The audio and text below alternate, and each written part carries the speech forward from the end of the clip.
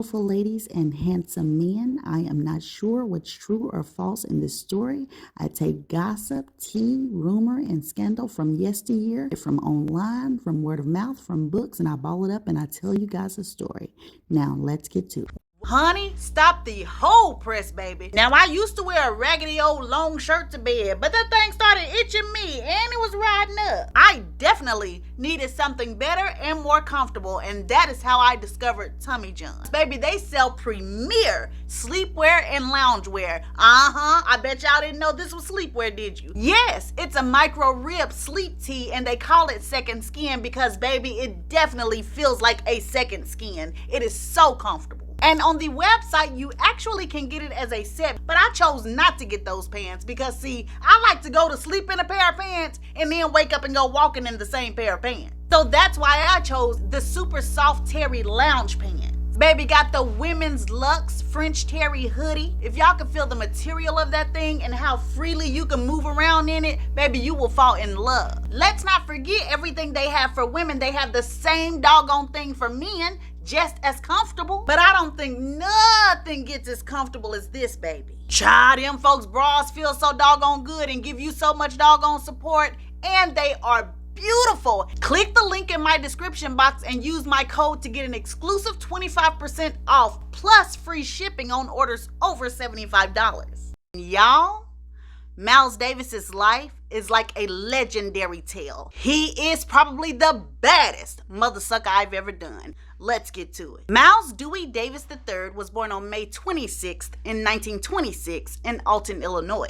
His father, Miles II, or Dewey as they called him, was a dentist, and his mother, Cleota, was a violinist as well as a music teacher, but mostly her behind was a wealthy stay-at-home mom. And outside of Miles, his parents had two more children, a daughter named Dorothy and a son named Vernon. And yes, if you're wondering, Miles was the middle child. There's this one story that talks about when Miles was around 8 or 9 years old and his sister Dorothy was about 12 years old, she ended up having a spend-the-night party at her house. So by the next morning, all of the little girls had gone home except this one little girl by the name of Velma. She stays and plays with Dorothy for a little while longer, but in the middle of their playing session, Dorothy has to use the bathroom. Well, when Dorothy gets back to her bedroom, she cannot find Velma anywhere. She goes and searches the whole house, and finally she comes up on this little room in the back, and there is Velma sitting on the bed, letting Miles kiss all over her face, kiss all over her lips, kiss all over her neck. Dorothy gets the screaming, "Mama, Miles in here kissing on my friend!"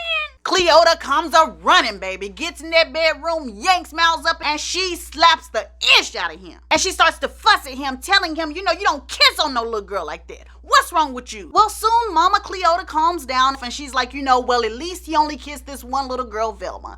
So word shouldn't spread that far. Well, baby, after a few days, Cleota wanted to kill Miles because word certainly did spread everywhere. Come to find out, throughout that night, Miles had taken all of the little girls, one by one, to another room to kiss on them before bringing them back and grabbing another little girl. The only reason he and Velma got caught the next morning is because she was the last little girl he took to another room and started kissing on. So clearly, Miles Davis came out of the womb being something else. And because he was something else, gossip claims that his mother used to whoop on him all the time. And Miles was very strong-willed and hard-headed. So he began to dislike his mother because he felt like she was just picking on him. So he had a very temperamental relationship with his mother. He had a much better relationship with his father because his father was a very quiet man and he was a very serious man, and most of the time he had Miles's back. And because his father was like this made Miles dislike his mother even more because he didn't like the way his mother treated his father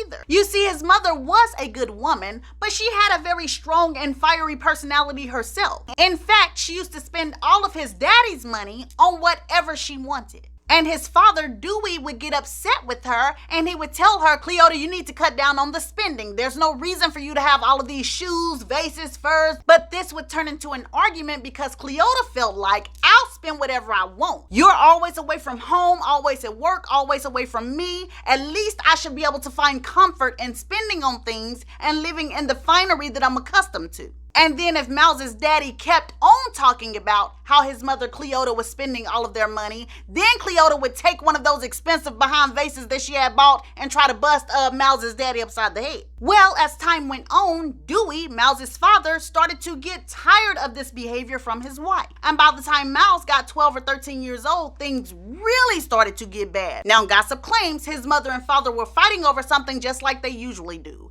And Dewey got so upset that he was like, you know what, Cleota? I need to go outside. I need to calm down. So Dewey sits outside for about 30 minutes. He's calmed himself down. And so he walks back up to the front porch and he tries to get in the house, but he cannot. Cleota slides in front of the door making all these faces. You know, that's what you get. You shouldn't have went out there. Now stay out there since you got to cool off. Well, baby, the folks say that their house had one of these heavy wooden doors with the oval window in the middle of it. And so while Cleota is just sitting there getting smart, teasing, doing all this extra stuff, that man's eyes started to kind of trace her movements everywhere. Said he waited for Cleota to lean her head back and start laughing. And baby reached back to ancient times and bow, punched through the glass into Cleota's open mouth and knocked all her fronts out. Even after this crazy episode, it still seems like Miles's parents stayed together for the next 10-15 years. And if you're wondering about Miles and his relationship with his mother, yes, gossip claims that when he became an adult, it did get better,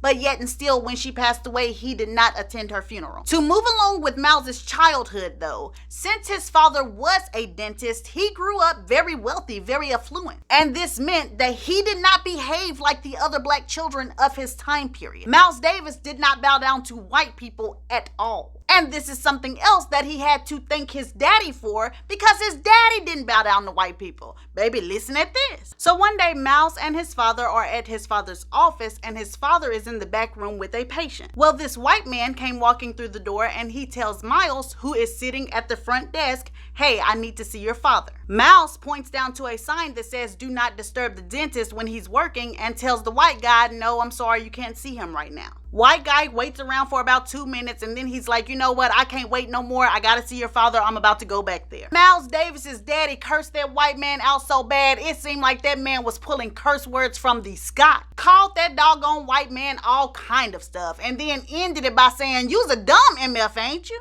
Is you stupid? Did you not read the sign outside? Get the H out of my doggone office. Said by the time that doggone man got back to the front desk, Miles told him, I told you, you stupid MF, and didn't I tell you not to go back there?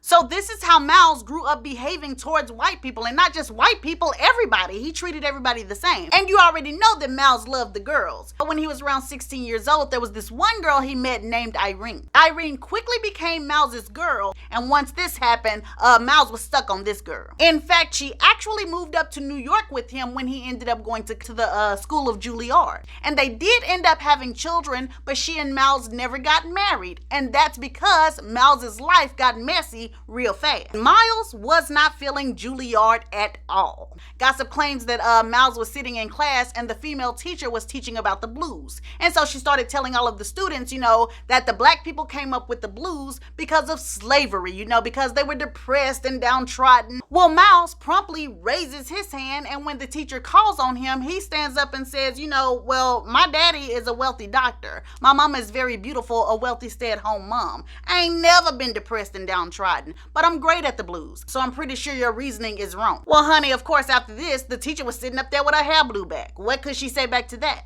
And another reason he was not feeling Juilliard is because around this time, he had started skipping out on Juilliard classes to hang with Charlie Bird Parker. Well, baby, the whoop child comes very early. Allegedly, Miles was around 19 years old and Bird was around 23 years old, and he and Miles were riding in a cab together. Soon, the cab pulls over and picks up a white girl who was said to be Bird's girlfriend at the time. Well, the girl gets in the car, Bird shoots up some heroin and then pulls a bucket of chicken outside of his coat. He starts to eat the chicken, then looks at the girl and says, "Hey, B, why you ain't fucking me up yet?" Honey said the girl didn't say a word. Immediately went down on her knees and started, baby, they say that girl was going to town. Next thing you know, Bird reaches down, flips her legs up, and in between bites of his chicken leg, he also starts eating some pie. Well, Mouse, who comes from a well-to-do, well-put-together family, is surprised by this. He has never seen anything like this, and he also was very disgusted. So allegedly, Mouse is sitting there with this stank face on his face, and Bird spots him, and he basically tells Mouse, like, what's wrong? This bothering you? And Mouse tells him, yes, it is. I think you guys probably should, wait till you get to your hotel room to do this. Man, shut the F up. If it's bothering you, Mouse, turn your head. Well, Miles Davis didn't play that, and he made sure he got the last laugh, because instead of turning his head, what he did was roll down his window and stuck his head out the window and started exhaling all hard like he was trying to catch his breath, because it was just so stinking inside of the car. So Bird was a mess. Like I told you before, the man was strung out on drugs. He had a bad attitude a lot of the time, and because he was like this, he had a tendency to do messed up things to people sometimes. Mouse actually started playing with Bird in Bird's band, and everything was okay at first. But then it went downhill because Bird kept on coming up with excuses when it was time to pay Mouse and the rest of his band. And because Bird was this musical genius and everybody loved and admired him, most of his bandmates would be like, that's cool, Bird, just get us the next time around. Mouse was like, no, Big Bird. I worked hard for my doggone money. I expect you to pay me. Said one day he said that to Bird, and Bird ignored him and went on up to his hotel room and shut the door. Well, Mouse came bursting into that hotel room about 20 minutes later and saw Bird trying to hurry up and stuff some money up under his pillow. And so Mouse is like, give me my money, man. And Bird is like, you ain't getting a mother effing thing. Child, say Mouse little old bitty tail took a bottle, broke it across the table, and slid right up to Bird's neck. And Mouse was like, listen, mother effer, I don't think you heard me. If you don't give me my mother effing money right now, I'ma slit your doggone throat. Baby say Bird hurried up and lifted up that doggone pillow and gave Mouse his money. Also, when it came to somebody trying Mouse about his money or anything else, Bird was probably the first and the last person to do it. And because Miles Davis was very rough and tough, a lot of people got the memo. But then you had these silly mother suckers who, I don't know what was wrong with these people. Let me tell you about it. Story says that Miles Davis and a guy named Max Roach was playing in an all-white establishment. They were sitting drinking at the bar, and the bartender, for whatever reason, kept mugging Miles Davis. He did not like Miles Davis. So when Miles and Max stopped drinking, Max goes up to the stage, and the bartender comes up to Miles and he's like, pay me now. Miles points up to the stage and says, no, you see that guy, Max? He's the one that's gonna pay you. He's gonna pick up the tab.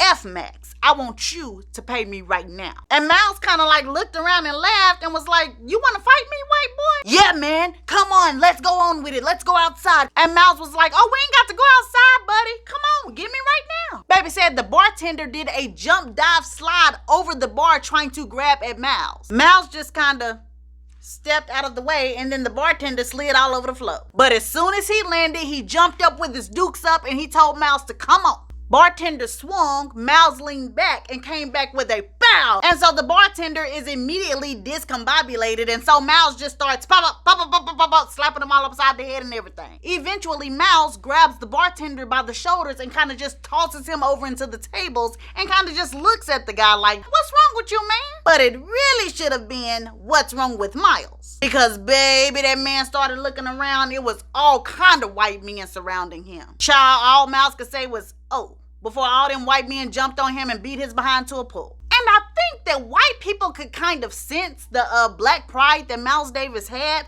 because they picked on him a lot. There was this one time in 1959 that Miles was in New York and he was performing at the Birdland Club. He had invited one of his white female friends to come to the club, and then when she was leaving, Miles walked out of the club and went and walked her to her cab. Well, when he was going back in, a crowd started to form around him of white people, black people, all type of people, and they were wanting his autograph because, see, by this time, Miles was pretty much a star. So Miles is smiling, signing autographs, and then suddenly a cop walks up to him and says, you need to move along, boy. And Miles is like, nope.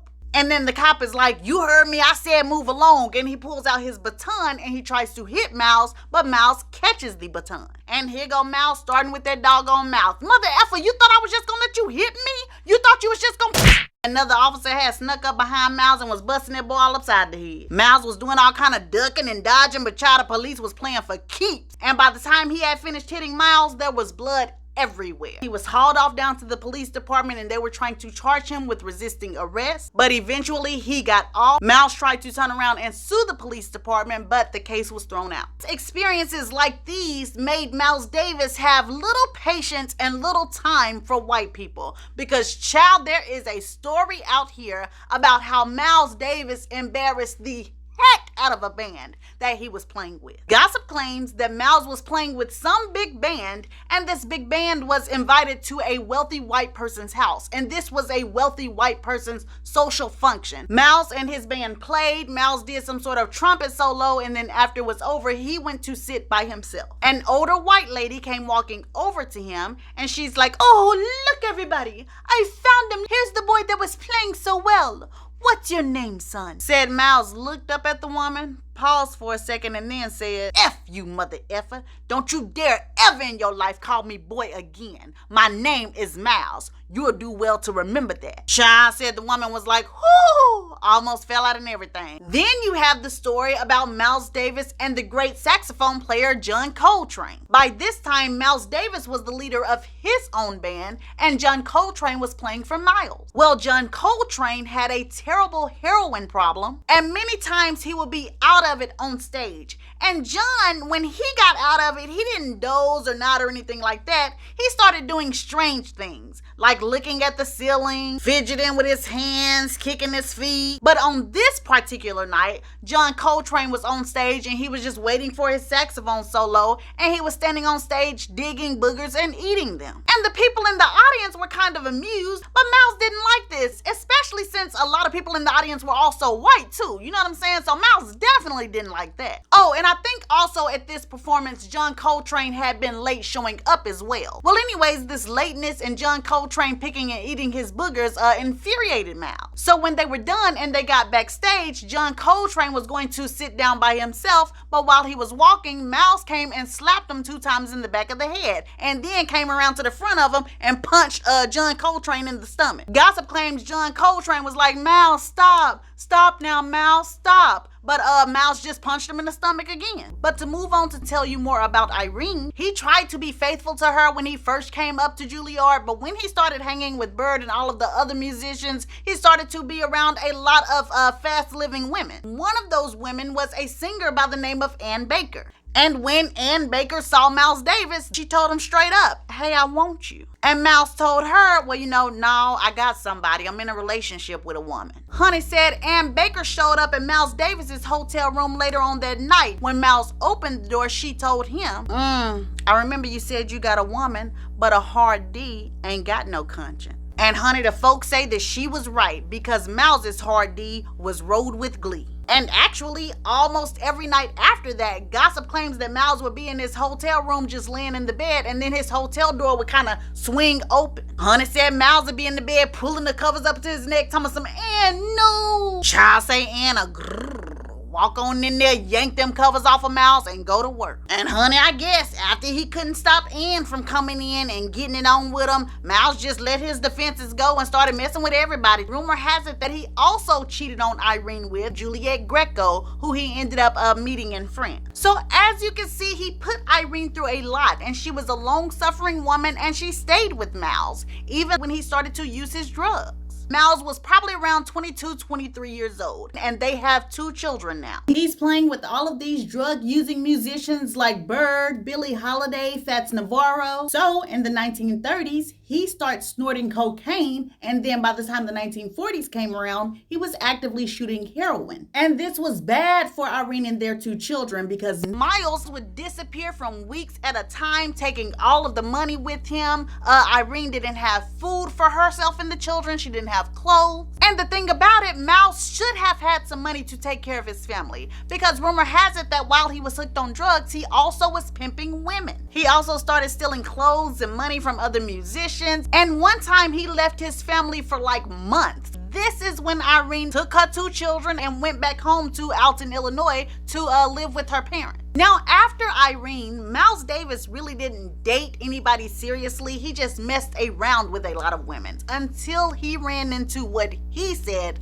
was the most beautiful woman that he had ever seen. This lady's name was Frances Taylor, and she was a light caramel skinned fly girl with legs longer than bowling pins. Miles and Frances meet in the early 1950s, and Miles is completely besotted with Frances. They flirt with each other the whole entire night, but then they go their separate ways. Well, in 1958, Miles runs across Frances again, and this time he does not want to let her go. So after she and Miles talked for a few days, they decided to be in a serious relationship. As soon as they did, things started to turn bad. The way Miles Davis described it, he was too in love with Frances. He thought she was too beautiful, and because of that, he was very jealous over her. And they say the first incident of his jealousy came out of nowhere. Frances had come home from some sort of show she was doing, and she was now getting undressed. While she's undressing, she's talking to Miles, telling him about her night,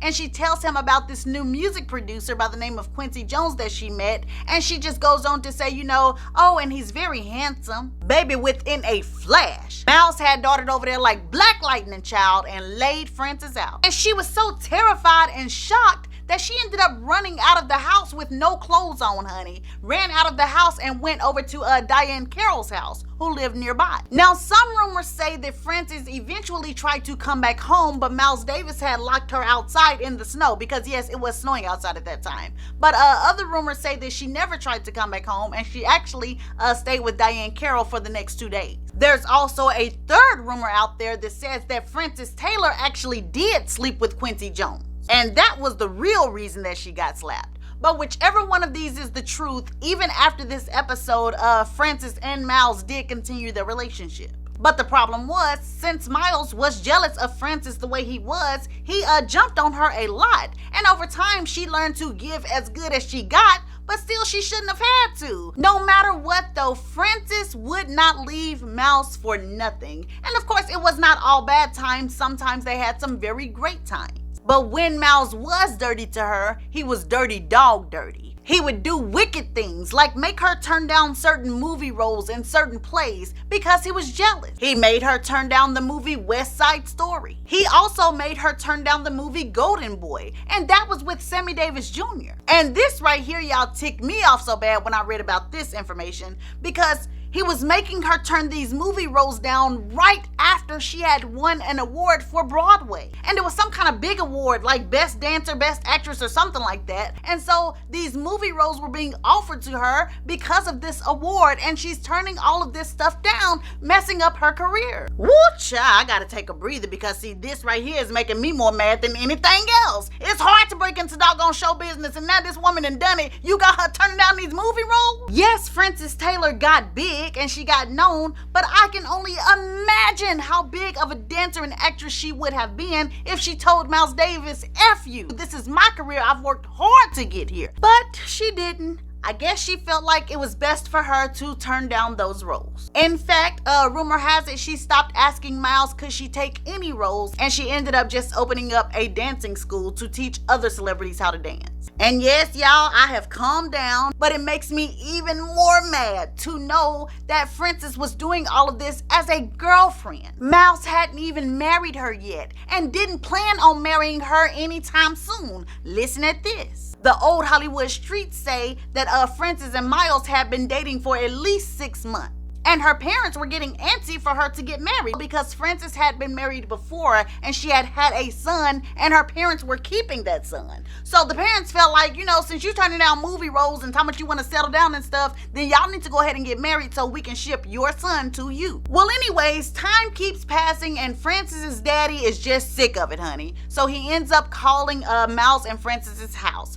Frances picks up the phone and her daddy says, let me speak to Miles. Well, Miles grabs the phone and Frances's daddy starts talking about, Miles, you've been with my daughter for a while now. You know what I'm saying? I'm just wondering, are you guys planning on getting married? Or are you going to marry my daughter? Hey, listen here, man. F you. It's none of your effing business if I'm gonna marry your daughter. Frances sitting over here, she okay with us shacking up. We grown over here. Don't ever ask me no S like that again. Child hung up on Frances's daddy, and per gossip, Frances turned her head and looked the other way. Don't try to click off the video now. Y'all wanted the mess. Here it is. Anyway, as much as Miles cursed out Frances' daddy and all this kind of stuff, gossip claims that they did end up getting married in December of 1959. Miles had relapsed back on drugs, and he was doing it all. Marijuana, cocaine, heroin. He also was drinking now. And a lot of times it would get so bad that Miles Davis would actually start hallucinating. And Frances dealt with a lot. Miles was constantly cheating. His women would call the house. Miles was not a fair mate at all. Anytime he wanted Frances to go to a social function of his choosing, he expected her to carry herself as a classy, wealthy woman who knew how to interact with people, converse in an intelligent manner. But when it came down to Frances telling Miles to go to a social function of her choosing, Miles would get there and be frowned up the whole time he was there, mean mugging folk. Anytime somebody tried to make conversation with him, he'd bark something back at him with an attitude. MF for this, MF for that. It was humiliating for Frances. So they went on this roller coaster, but about 7 years after they were married, Frances had kind of checked out. The story says that on one of their last nights together, she and Miles were at home alone. Miles had done several drugs, and now he was up walking around hallucinating. Felt like he had a house full of people. So Miles is taking people by the arm and marching them outside one by one. But remember, it's only he and Frances in the house, so who he's grabbing up and marching out all of these times, Frances does not know, but she's just sitting there watching her husband do this. After Miles has cleared out the whole house, he comes up to Frances and he tells her, good, we're finally alone, but shh, I think I hear something in the basement. And Frances is like, oh, you know what, Miles? I think I do too. They get down to the basement and they're both like wrapped up tight against the wall just listening. And Frances goes, oh, I heard him, Miles, I heard him. And Miles is like, yeah, I did too. Go upstairs and call 911, go. Frances goes upstairs, calls 911, and while the police is pulling into the driveway, she is pulling out of the driveway. She has packed her bags and baby doll is gone. She's finished. This was said to have happened in the year 1966, and by the year 1967, Miles Davis was said to be on to the next one, and her name was Miss Cicely Tyson. Now, for some reason, Cicely Tyson wanted Miles bad. The old Hollywood streets say that she was very attracted to his personality. She liked his power. She felt like that they could be a black power couple, and because she felt this way, per gossip, Cicely actually came on to Miles. She'd found out that he and Frances had separated, and she told him that she wanted him. It was something about Cicely that Miles liked. He actually liked her intelligence, and he liked her conversation, and I think he really liked the way that she liked him. Whatever it was, they started dating, and honey, Cicely knew it was real when Miles ended up putting her on the cover of his 1967 album. Once this happened, word started spreading fast about Cicely Tyson and Miles Davis, and a lot of people thought they were going to get married. However, when Cicely Tyson pushed for the relationship to be more, for them to get engaged, that is when Miles Davis allegedly would tell her, Cicely, I'm not over Frances yet. But he would tell her, when he was ready, maybe they could be something. But right now, it just wasn't it. Well, Cicely hated this, but she loved Miles. She wanted to be with him, and so she sat around and waited until the window of opportunity opened up. Well, the window of opportunity did open up because Miles and Frances officially divorced in 1968, and Miles was ready to be in another serious relationship and even a marriage. So Cicely Tyson came running to Miles. She was ready for her turn, and then she found out that the open window was not for her, because Miles Davis's old trifling self ended up marrying another woman whom he had been talking to behind Frances's back as well as Cicely's back, and this lady's name was Betty Mabry. Cicely was mortified, and then when news spread and all of her friends started to find out, honey, she could have disappeared into thin air. And then Miles pouted on even more when he put Betty Mabry on the cover of his new 1968 album. Miles had no apology for Cicely. In fact, he had nothing for Cicely. He moved on with his new wife. But the new wife definitely did not get a prize in Miles because he cheated on her too. But it was Miles who looked like Boo Boo the Fool because this new wife cheated back. In fact, in 1969, his new wife went somewhere where Jimi Hendrix was, and word started to spread about how she was being a groupie for Jimi Hendrix. Miles was so mad and so embarrassed, baby, he was stomping his feet on the phone with his lawyer, telling his lawyer he needed divorce papers right now. When Betty finally came home, Miles had the divorce papers laid out in front of her, and he told her to sign them. And Betty told him, "You can't divorce me. I'm the finest woman you ever seen in your life. You can't ever leave me." To which Miles said, "Heff, if you don't sign these doggone papers, I'll bust your head to the white meat." And that's when Betty Mabry did sign the divorce papers. After Betty, rumor has it Cicely was still sort of around, but Miles still chose not to make anything official with her. As a matter of fact, he ended up dating one of his side chicks that he already had, a lady by the name of Marguerite. And while he was with Marguerite, some of that karma from the life he led started to try to catch up with him. Listen at this. The story says that he and Marguerite were just sitting in his car in front of his house, and suddenly another car pulled up with 3 black men in there. Miles thought they were fans, so he starts waving, "Hey there, how y'all doing?" Child, them folks let loose on Miles' tail, claimed that they shot at him 5 times, and Miles was very lucky because he was only hit once and it did not do any damage, and Marguerite, she was even luckier because she was not hit at all. But yes, these men just pulled up and started shooting at Miles. He never did know why these men did this to him, never even knew who these men were. Sounds like something from a movie, don't it? I told you, like, Miles Davis's life was like a legendary tale. As far as Miles and Marguerite, they did end up having a son, but their relationship did not last long at all because Marguerite was a good girl. She was a quiet girl. She did not like all of this club scene and then folks shooting at her and stuff, and then Miles was cheating, so they called it quits. And it's finally Cicely's turn. Yeah! Just kidding. Actually, the next lady was a lady named Jackie Battle, another woman that he had been seeing on top of Betty, Marguerite, Frances, everybody else. Gossip claims that he stayed with Jackie for around 2 to 3 years, but that relationship did not work out either. After Jackie, Cicely once again tried to come back into Miles's life. It's around 1973, 1974, and he pushes Cicely Tyson away again. Instead of being with Cicely, Miles chooses to live a life of complete debauchery. He starts having daily orgies. He starts practicing voyeurism, where he sits there and watches other people do stuff and takes pictures of them. He also let the drugs take complete control of him. And the drug problem he had in the 70s, baby, led to some scandalous, messy stories. One of the stories says it was about 2 a.m. in the morning. Miles is at home by himself, and baby, he is sky high. It's snowing outside, but Miles decides to go outside, jump in his convertible, let the roof back, and take off driving down a New York street.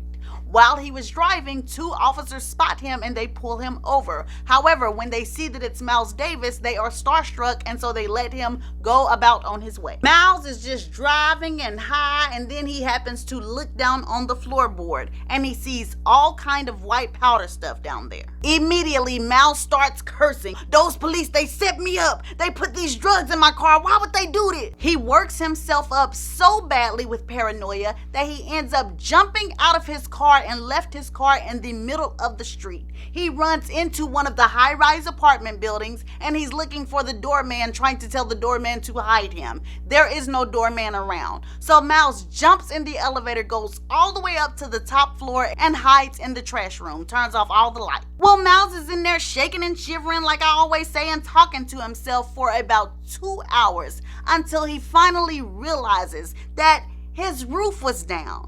And it was snowing outside. That was not no Planet Drugs. That was snow on his floorboard. He goes back outside, and luckily, his car is still sitting right in the middle of the street. He jumps in his car and he drives home. There is this other story that happened in the 70s.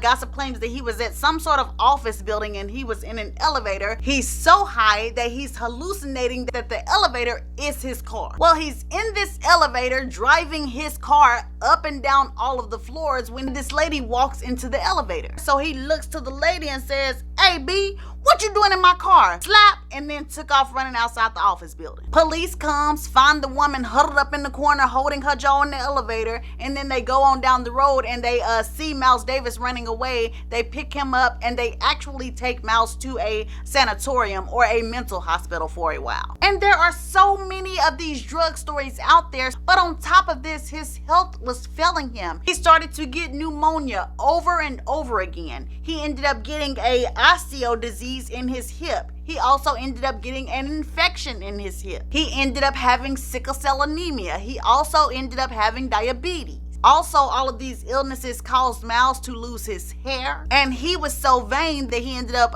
wearing weave pieces in the back of his head. He was told over and over that he was going to die, but Miles did not care. He continued to do his drugs and live this crazy behind lifestyle. There was only one person in his corner, and that was CICELY TYSON. She would come visit him at his house and tell him he needed to get off drugs. You know, she tried her best to help him, and some sources say that CICELY actually got Miles Davis off of drugs.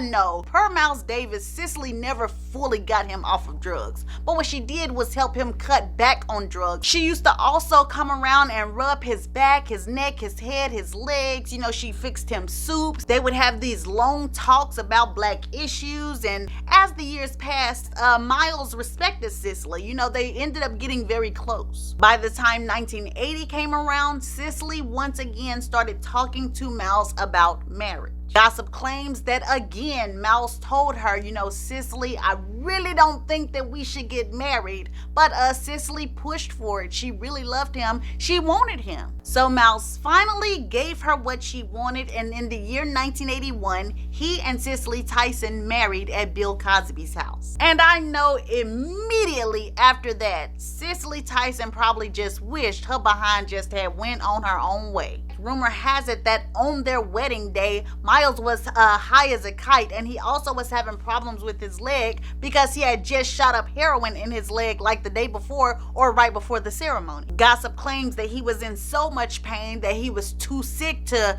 do anything with CICELY. However, 5 days later after his marriage, he was just fine and knocking the boots and bumping and grinding with some side chick woman that he had known for a long time. Soon it was discovered that sometimes Miles was making up excuses when it came to him sleeping with CICELY TYSON because he did not find her sexually attractive. I mean, he did do it with her, but he felt obligated to. He kind of looked at it like a job just to please her. However, sometimes Miles did try to make his marriage work and to make his marriage fun, like the time he surprised CICELY with a Rolls Royce car. But even that type of stuff started going down the drain because Miles discovered that if he got CICELY like a little small gift, a diamond ring, bracelet, necklace, something like that, she would say, "Oh, Miles, I love it." But then a few days later, she would take those gifts and go pawn them and then keep and then keep the money from it. And then, per Miles Davis, CICELY started acting different. After he and CICELY married, which once again was in 1981, so by this time she was a big star, right? Miles said that CICELY acted totally different from the way that she did when they were dating early on, or how she acted when he first met her. He said he watched her boss around waitresses and sales associates and talk to those people like they weren't anything. Said that she even talked to his roadies like they were nothing when she went on tour with Miles. Say CICELY would be like, hey you, go get me some water. Hey, come here, did you pick that stuff up like I told you to? You know, I ordered that stuff from the store, go get it. In fact, her behavior and her doing this bothered Miles so bad on one of the tours that he ended up getting a separate hotel room from her. So he didn't like the fact that she basically had no humility anymore. And then another thing that he did not like with CICELY TYSON, per Miles once again, is that he said that she was very controlling. Baby said that CICELY used to tell Miles who could come into their house and who couldn't, and she used to bar away all of his friends and family, but she would allow all of her friends and family to come over and call the house and things like that. Well, the folks say that Miles finally decided to put his foot down one day, and he told CICELY, since you're controlling who calls on my side, how about that man that be calling you, that guy? I don't like him. I don't want him calling you anymore. Well, baby said CICELY was like, you don't tell me who can call me.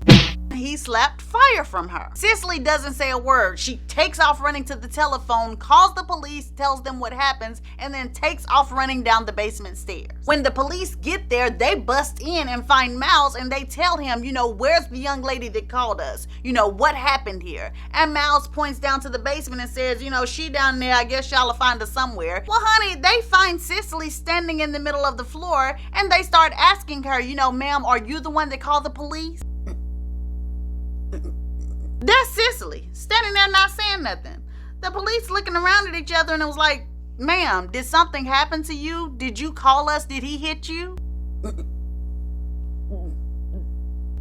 And that's what the police did. Like, what the heck is wrong with this woman? And so they leave Cicely, deaf mute tail, down standing in the middle of the floor, and they go back up to Miles, and they're like, we found the woman down there, but she won't say nothing. What's wrong with her? And Miles is like, I don't know. I guess she down there acting, putting on the best show of her life. And so the officers tell Miles, well, whenever we get a call like that, we have to come through here and check out the scene. And Miles is like, she all right, I only slapped her one time. And you can tell that times are different because Miles admitted this to the police, and they basically threw their hands up like, well, okay, so we're gonna be on our way now. Once they did leave, Cicely comes back upstairs, and Miles basically tells her something like, you done all that. But like I said, I don't want him calling the house no more. Call your friend and tell him not to call this house no more. Cicely walks straight to the phone, picks it up, tells her friend, Miles told me to tell you not to call here no more.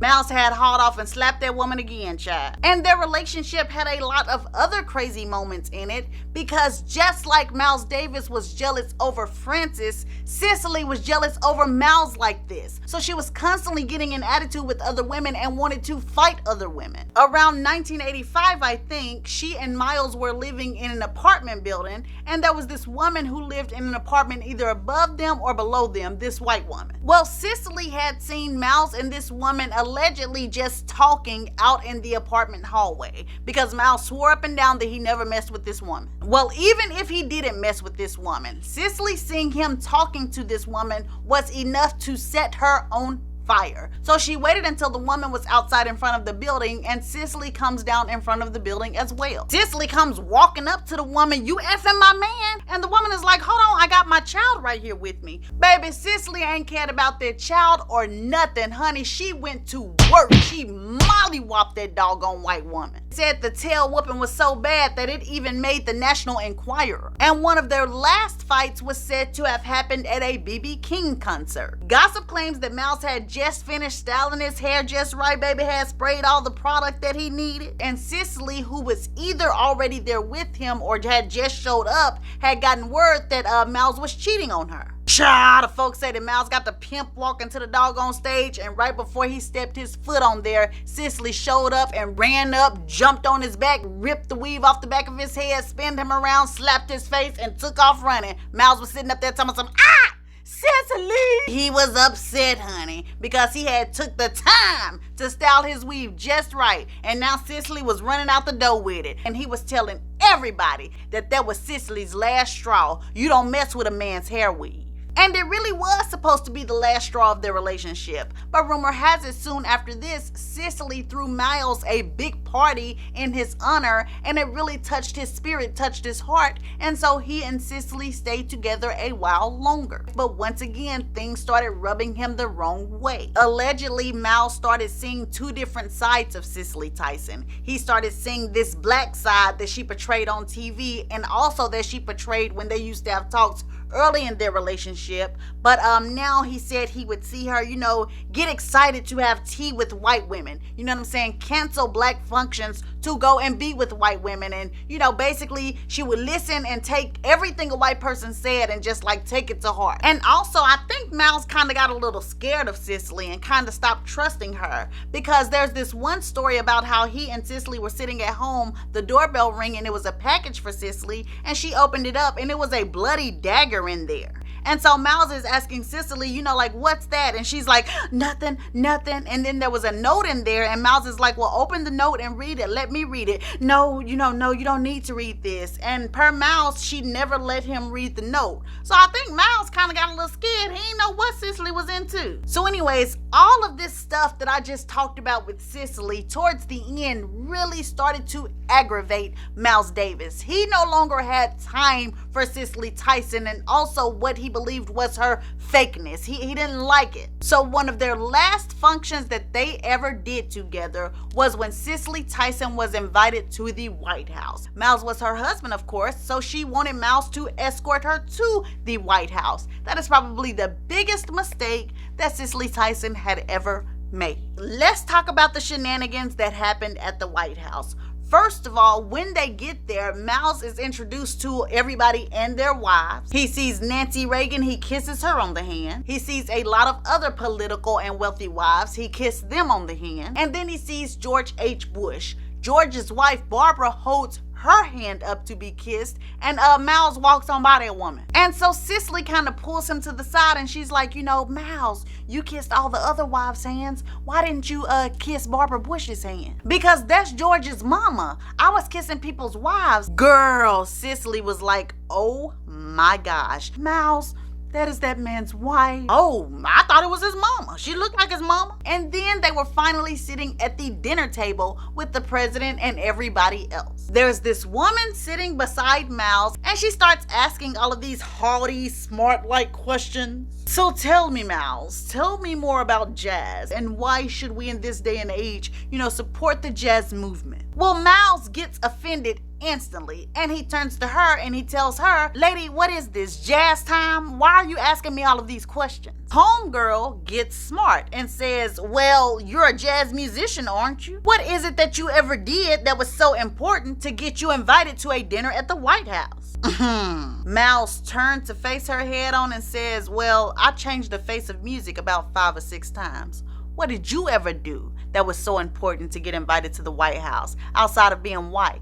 Ronald Reagan probably started clearing his throat trying to drink some water. People probably started fidgeting with their forks and knives. They said that all Cicely Tyson could do was sit there with this false smile just kind of plastered on her face, kind of like, oh my gosh. After this episode, Cicely Tyson finally had enough of Miles Davis. And so they ended up calling it quits and divorcing in the year 1989. After he and Cicely were done, well, some say even before he and Cicely were done, Miles started a relationship with a woman named Jo Gilbert or Jo Gilbert. She was said to be an artist, and Miles was said to have stayed with her until the end of his life. And that was not far away, sadly, because Miles Davis stayed sick. The man could barely go a day without having some sort of infection. And here go the biggest rumor of all, because gossip claims that the reason Miles Davis stayed sick like that is because Miles Davis had AIDS.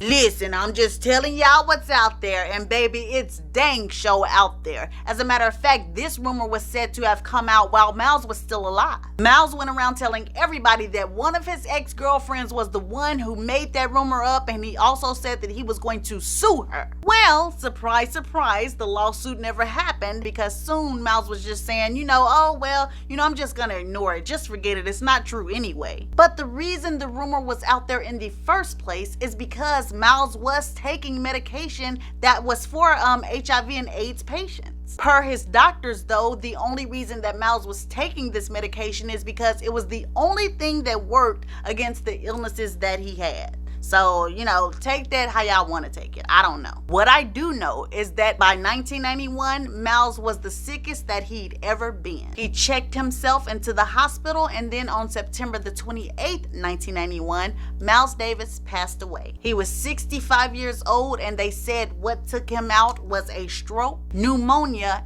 and respiratory failure. Miles Davis was a lot. I mean, the man was just a whole lot. He had a whole lot going on.